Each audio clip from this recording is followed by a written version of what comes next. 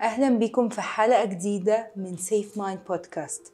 موضوع النهاردة هو كلنا مرينا بيه. أصل مين فينا ما جالوش وقت وقال أنا في حاجة تقيلة كده منعاني عن الناس، مش قادر أنزل أشوفهم، مش عارف أوري وشي للناس. تفتكروا ده هيكون إحساس إيه؟ إحساس الخزي. طب هو في فرق بينه وبين إحساس الذنب؟ وليه أصلا بيحصل أن أنا ممكن أحس بشيم وجلد؟ هنعرف كل الأسئلة دي من ضيفتي هنا أحمد، لايف كوتش وريليشن شيب كوتش. هنا ازيك عامله ايه؟ الحمد لله. الحمد لله. موضوع النهارده كلنا هيبقى مشكلة. عندنا جزء كل حاجه مشكلة. كبيره يعني. طبعا. خلينا نبدا بايه هو اصلا احساس الخزي. اوكي، انا هقول لك الفرق بينه عشان في ناس بتتلخبط جدا بين احساس الخزي واحساس الجلد. هقول لك بين الاثنين. الخزي احساس ان انا مش كفايه، انا غلط، انا في حاجه غلط، انا معيوب ولازم اخبي نفسي، لازم اخبي العيوب بتاعتي. والاحساس ده بيخليني كاني عايز استخبى او not to connect مع الاخرين. غير احساس ان انا عندي احساس بالذنب. احساس بالذنب معناه ان انا عملت مشكله او عملت حاجه في خاطري انا غلطه، والغلطه دي ممكن تتصلح. عملت حاجه ضد مبادئي، زعقت لحد مش عايزه اعقله فهقول له انا اسف.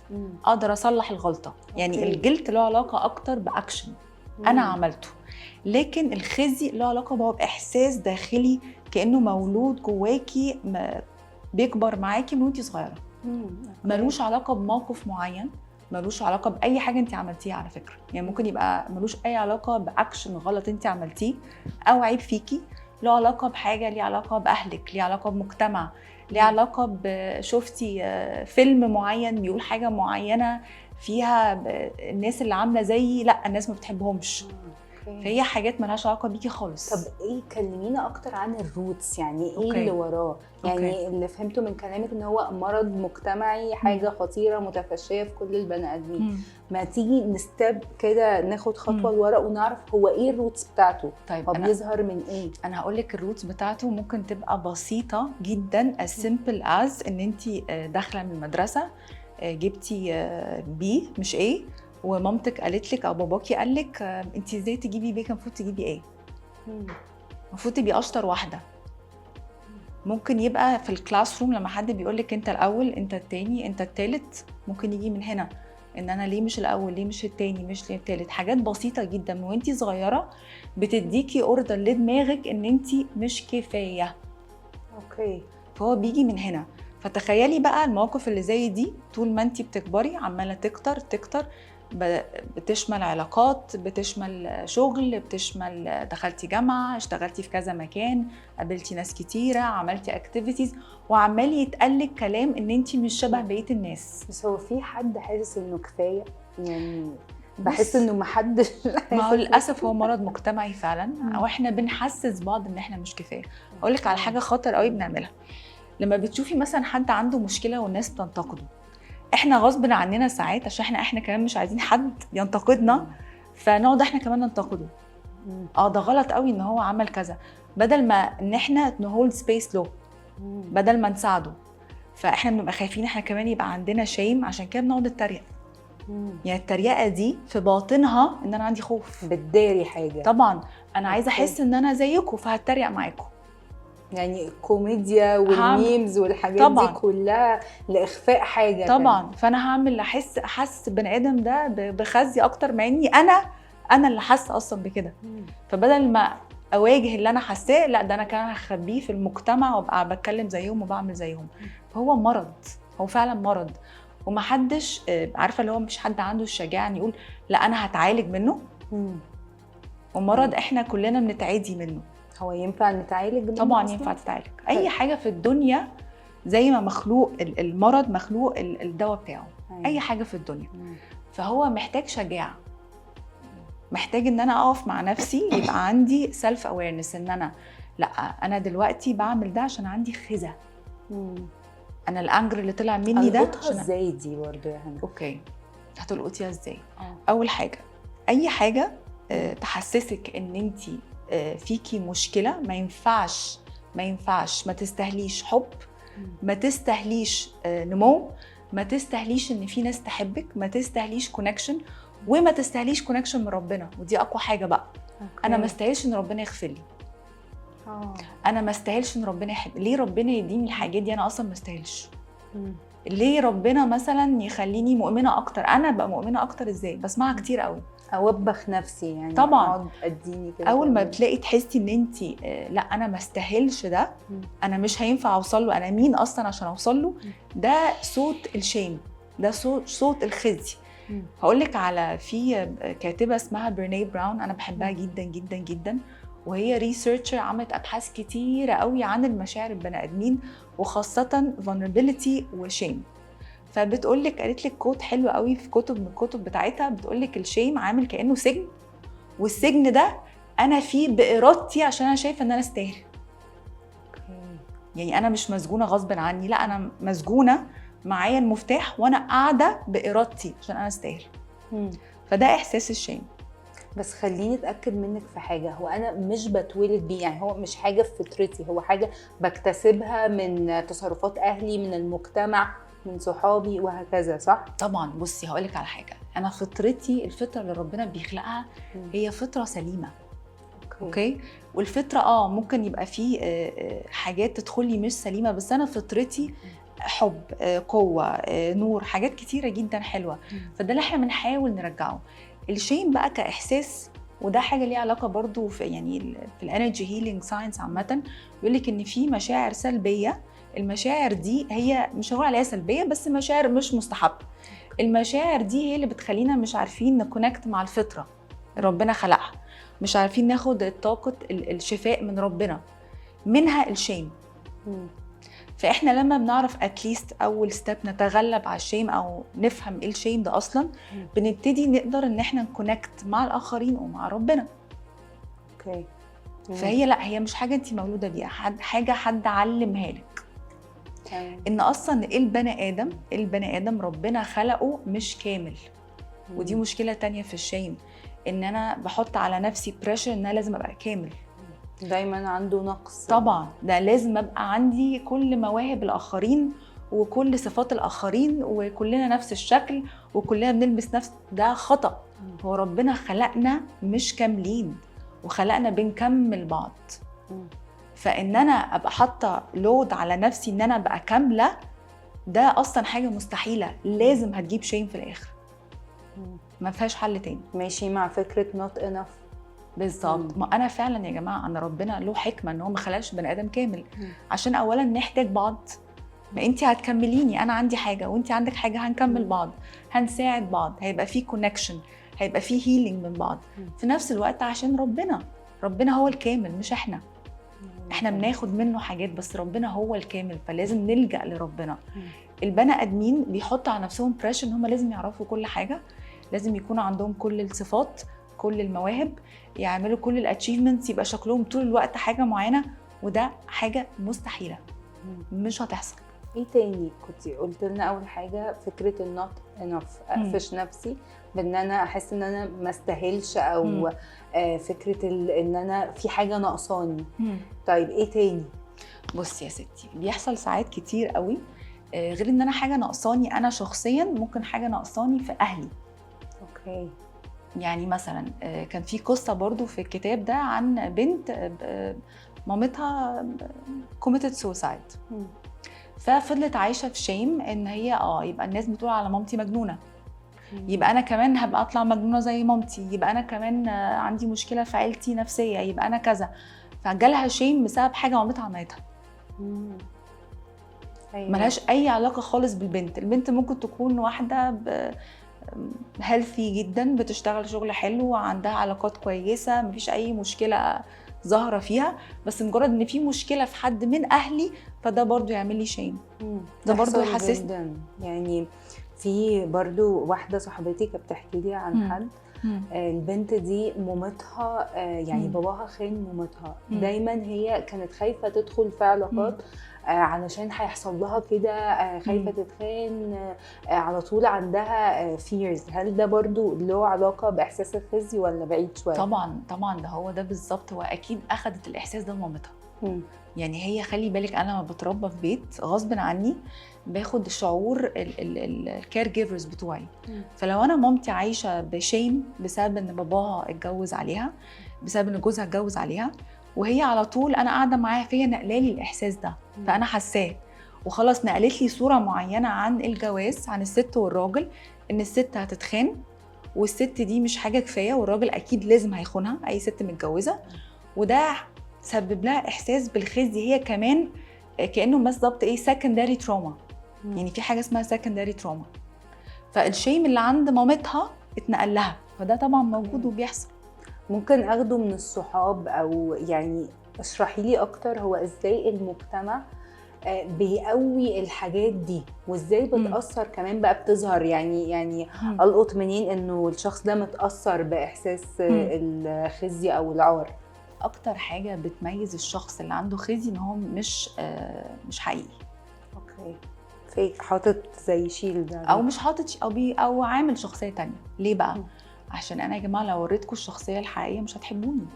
اوكي، انا مش كفايه. مثلا. فهتلاقيه مثلا قاعد مع اصحابه بيقلدهم في حاجات هو ما بيحبهاش، بيتكلم في حاجات هو مش مهتم بيها، بيشتغل شغلانه مثلا اتقال له انت لازم تشتغل الشغلانه دي بتعمل فلوس وبتعمل ستاتس وبتعمل هو نفسه يعمل حاجه تانية خالص.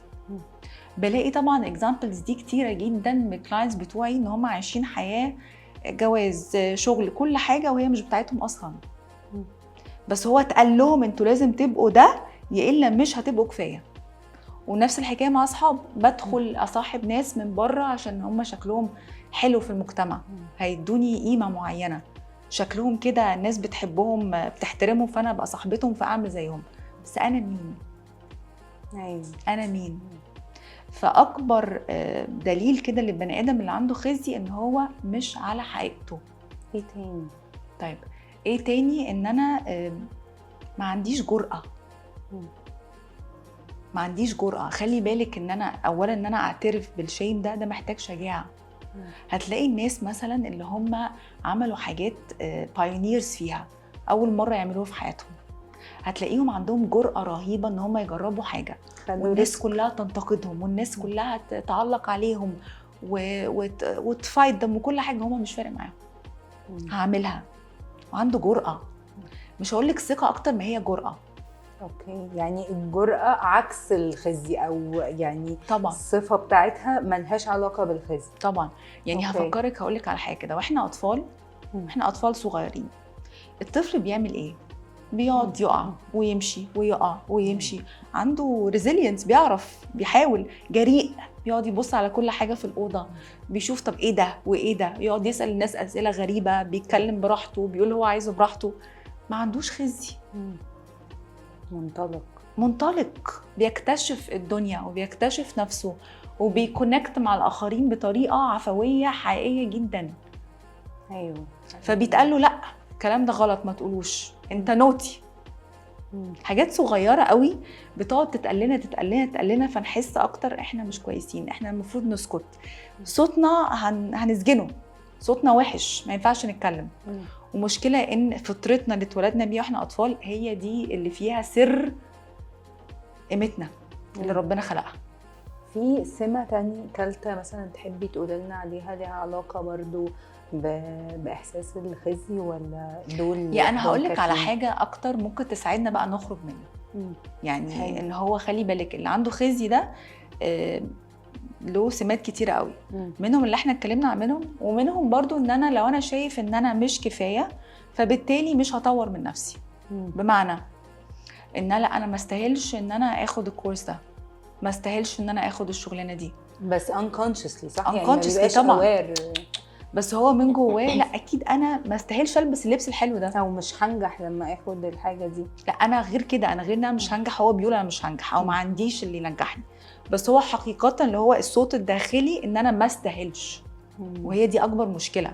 يعني بتلاقي ناس كتيره قوي يقول لك ايه، لا الحمد لله كده خلاص، لا هو الحمد لله طبعا والرضا مهم، بس هو افرض ربنا على فكره ممكن يكون مديك قدرات تعمل حاجات اكتر، بس انت اللي مش مستخدمها عشان انت شايف انا ما استاهلش اعرف قيمتي، ما استاهلش اعرف حياتي. فهتلاقي الناس اللي عندهم شيء ممكن ساعات يدخلوا في حاجات فيها تدمير لنفسهم اكتر. طبعا addictions، جميع انواع الادكشنز 100%، جميع انواع الحاجات المضره للبني ادم، عدم التطور، عدم النمو، ريزيستنس ان انا اروح مثلا لو عندي مشكله نفسيه اتعالج، ريزيستنس ان انا اروح مثلا العب رياضه، اعمل حاجات ممكن تفيد جسمي، اي حاجه. ريزيستنس ان اقعد مع نفسي اصلا، لا اقعد مع نفسي طبعا دي كارثه دي مش اوبشن لهم خيال علمي، بس ريزيستنس ان انا اطور من نفسي. فده برضو حاجه من حاجات الخزي.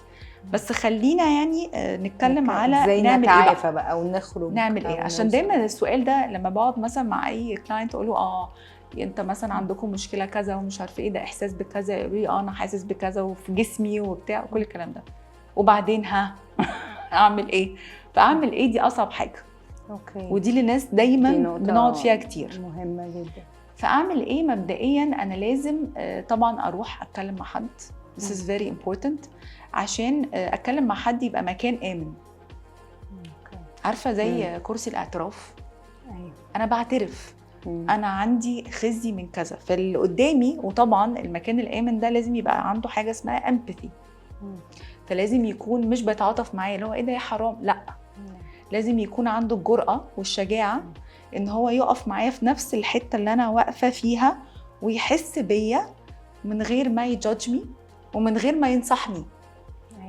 هو بس اداني السبيس ان انا احس اللي انا المفروض احسه، ان انا ابقى نفسي، وما حسسنيش بخزي ان انا حاسه بده، وما حسسنيش ان انا فيها حاجه غلط. هو حسسني it's okay to feel this way، انا معاك، انا فاهم انت بتقول ايه، انا معاك في نفس المكان. ده لوحده بيدي حاجه اسمها validation للبني ادم. فابتدي شويه بشويه السجن اللي هو قاعد فيه بمزاجه، عشان بالنسبه له ده الكومفورت زون بتاعته، يبتدي يقول طب والله طب انا ممكن احاول اخرج، بس ما مش هي الموضوع مش مخيف، ما هو انا في حد قلت له وما حسنيش ان انا وحش. فكونكتنج مع الاخرين، وذر ان انا ابتدي اطلع اللي جوايا ده لناس بالنسبه لي مكان امن، ايضا حد بروفيشنال او ناس اصحابي او ناس من اهلي انا شايف ان هم مكان امن، شايف ان هم نون جادجمنتال، ابتدي اعترف باللي جوايا ده ويبتدوا يتكلموا معايا من المكان الامن ده. ده لوحده بيبتدي يعيد برمجه المخ. فدي طبعا حاجه مهمه جدا. خليني اتكلم معاكي بقى في نقطه مهمه كنتي ذكرتيها في الاول، فكره علاقتي بربنا اللي بتتاثر.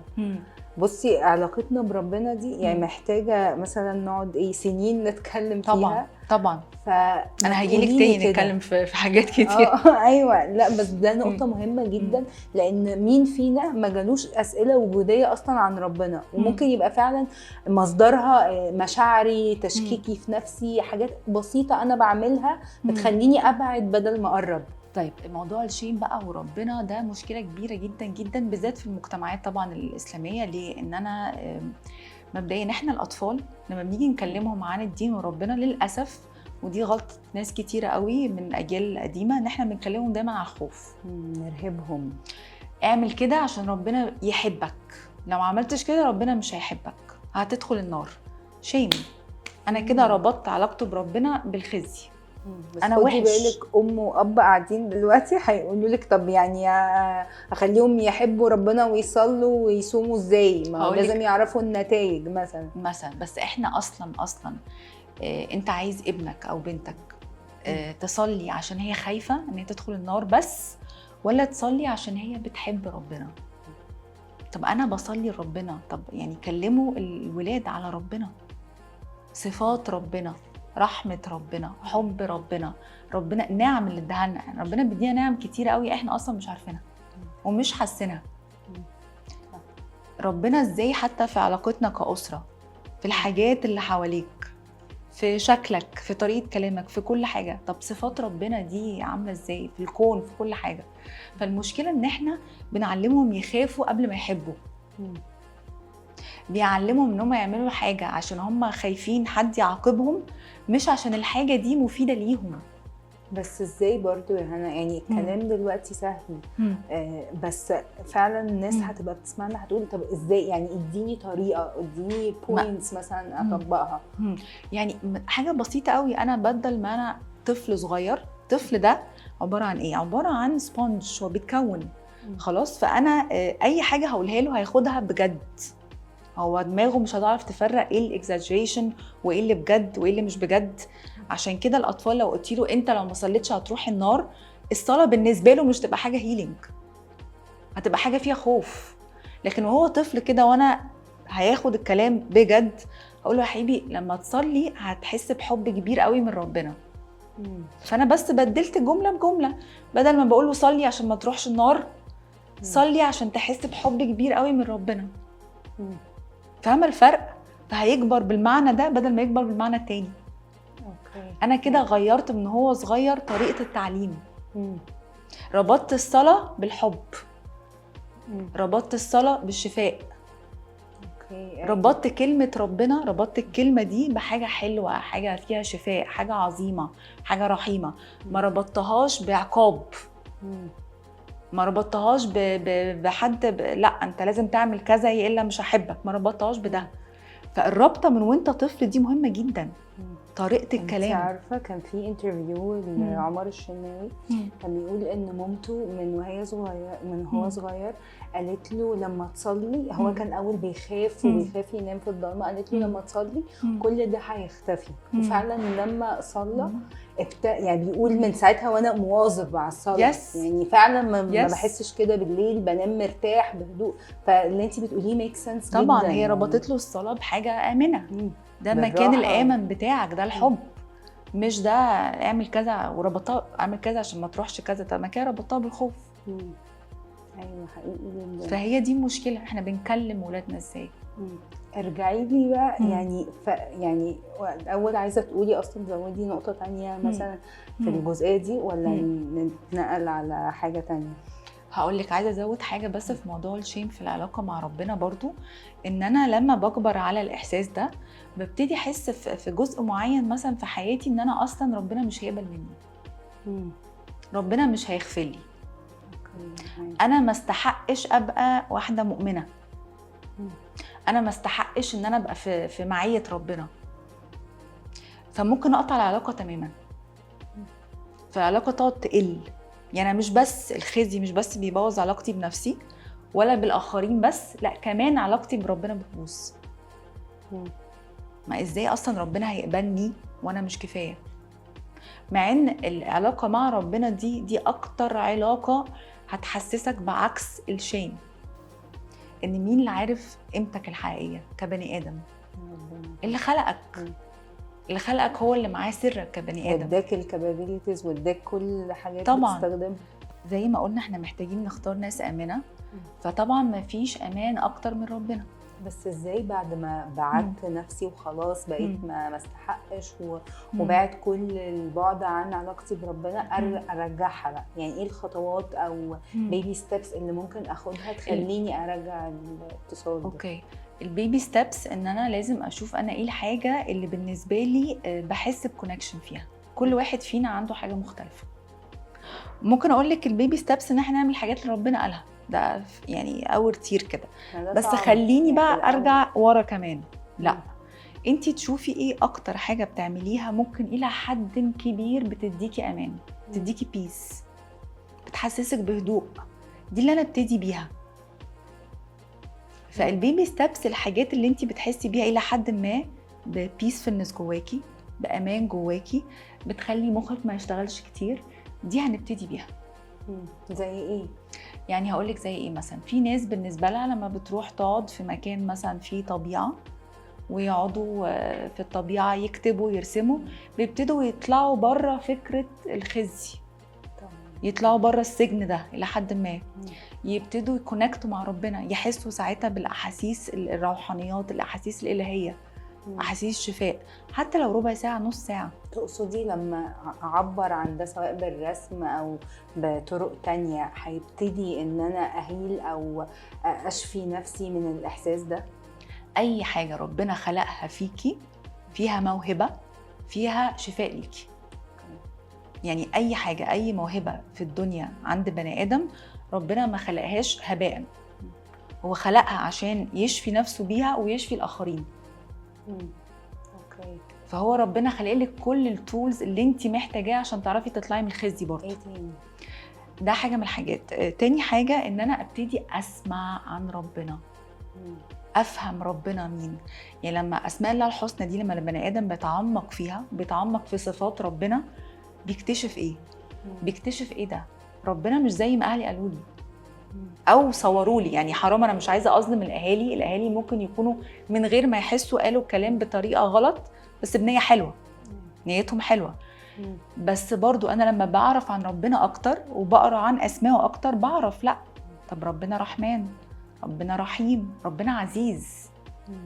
يعني اسم العزيز ده انا شخصيا بحبه جدا، ان هو العزيز ده الريفلكشن بتاعه علينا كبني ادمين، ان كل واحد فينا عزيز، عنده حاجات عزيزه، عنده حاجات ربنا خلقها فيه عزيزه. هقول لك حاجة بمناسبة أسماء الله الحسنى. في أول السنة يعني اخترت كام اسم كده زي الواسع والنافع، وابتديت إن أنا embody them، أخليهم أمشي بيهم كده. يعني أختار الأكشنز بتاعتي بيزد على الحاجتين دول. فعلا يعني سبحان الله، فعلا يعني وشهم كان حلو عليا أو طاقتهم حلوة عليا، فحقيقي جدا يعني. طبعا ده حاجة حلوة قوي. فطبعا لا، محتاجه اعرف اكتر عن ربنا عشان اعرف اكونكت. الموضوع بسيط قوي، عارفه اللي هو ايه، انا عايزه اكونكت معاكي، عايزه احس بيكي اكتر، عايزه يبقى في بينا موده. طب ما محتاجه اسالك اسئله عن نفسك، عن شخصيتك، بتحبي ايه، ما بتحبيش ايه، بتعمل يعني اي بي سي كونكشن. فاحنا للاسف ده مش بنعمله مع ربنا. في حاجه كمان تحبي تقولها لنا؟ بصي، في حاجه بصراحه، يعني حاجه مش سهله، انا عارفه ان هي مش حاجه سهله خالص، بس هي بصراحه فيها سر رهيب، بتجيب من الاخر. عارفه الناس بتقولك بتجيب من الاخر، هي بتجيب من الاخر. ان انا يبقى عندي عارفه اقاوم نفسي، عندي سيلف ديسيبلين. ازاي ده؟ ان انا اعمل عكس اللي انا عايزاه. بمعنى خلي بالك، احنا عندك النفس، والنفس ليها درجات.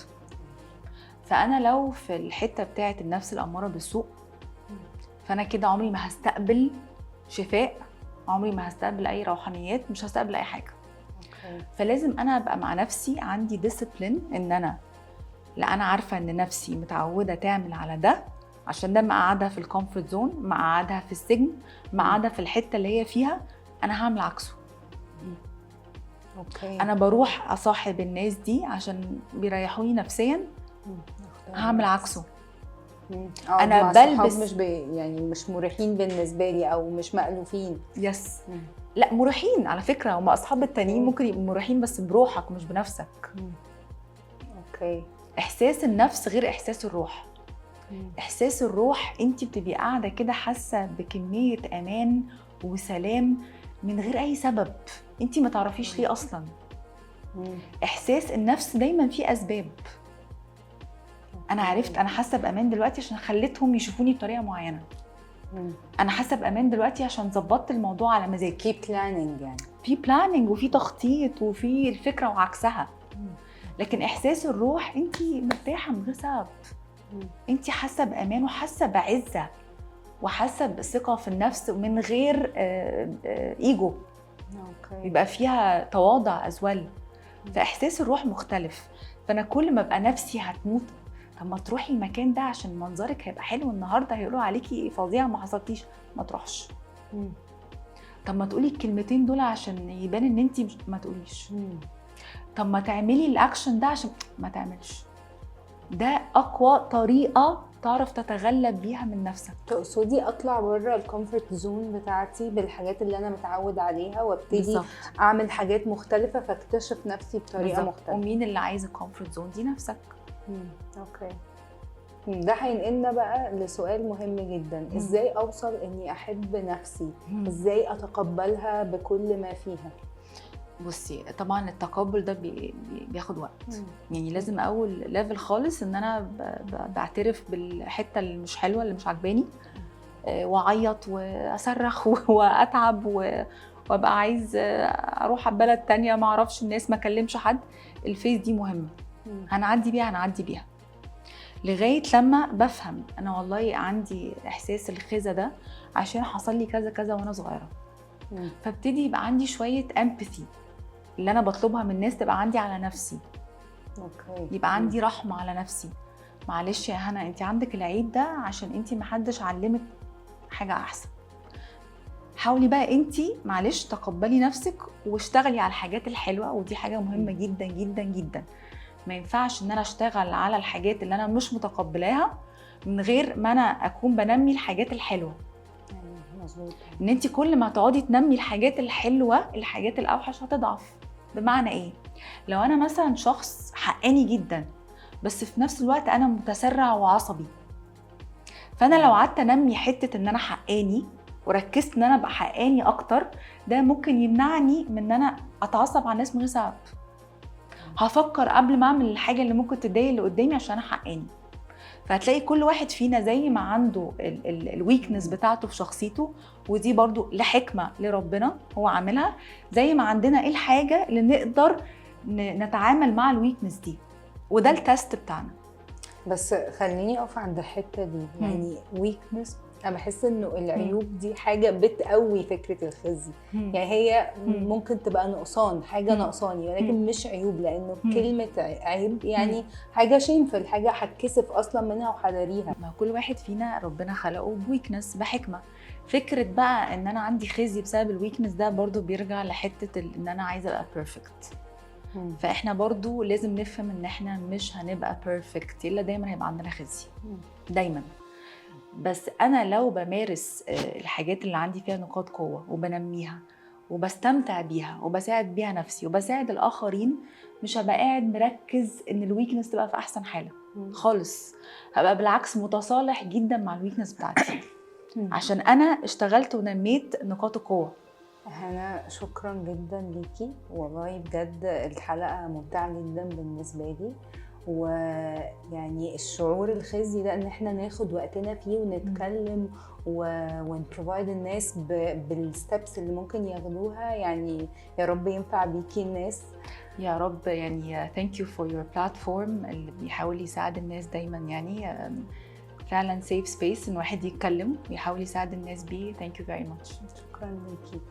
وهستنى منكم، من كل حد يشوف الحلقة ويسمع الحلقة، يقول لنا انتوا ايه اكتر حاجة هتاخدوها تيك اواي من الحلقة، لان بجد يا جماعة التوبيك ده مهم جدا. وزي ما ابتديت في الاول، هو مين فينا ما حسش بيه؟ هشوفكم في حلقة جديدة من سيف مايند بودكاست.